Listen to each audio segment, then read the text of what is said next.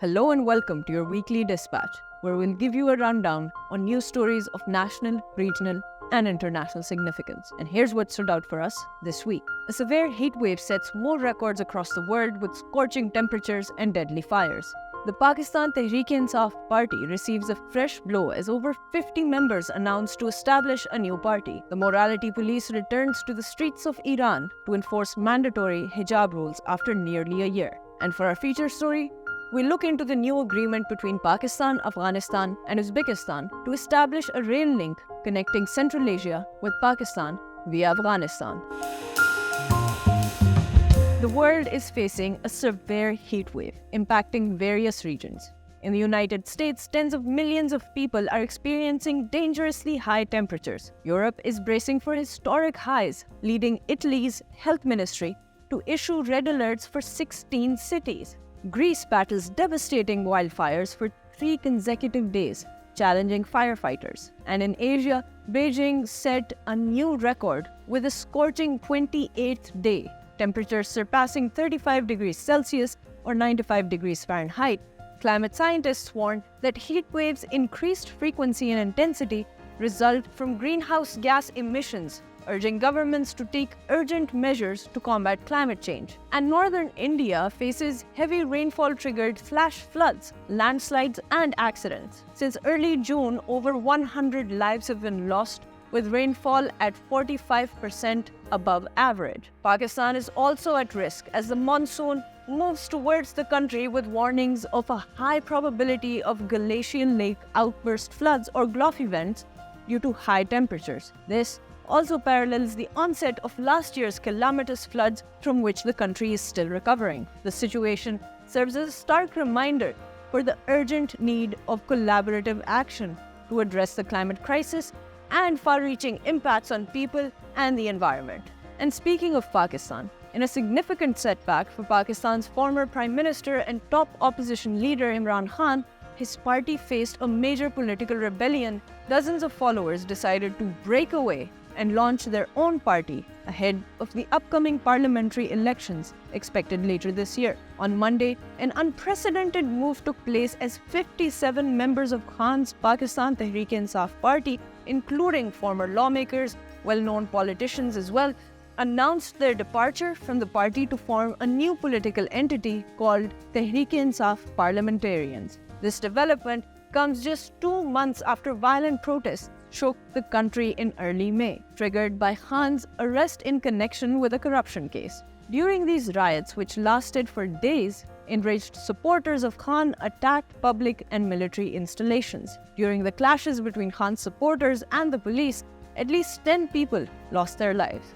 Subsequently, more than 5,000 individuals were arrested in connection with the riots, although most of them were later released on bail.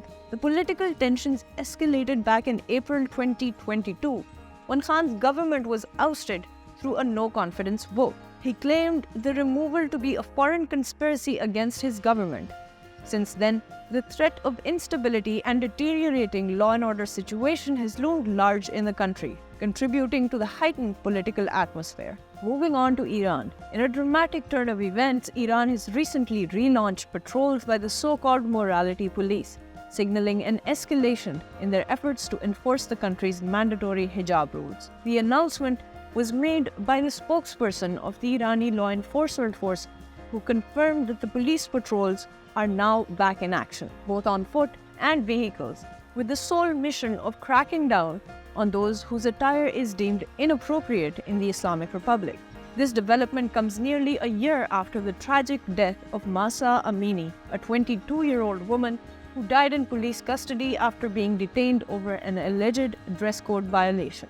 Her death became a rallying cry, sparking mass protests that swept across the nation for months, during which the morality police seemed to vanish from the streets. In the aftermath of these protests, Iranian authorities initially refrained from using highly confrontational methods to enforce the mandatory hijab laws that were imposed shortly after the country's 1979 Islamic Revolution. However, the recent resurgence of the morality police suggests a gradual shift in their approach. It is important to see how the public will react to the resurgence of mandatory hijab rules.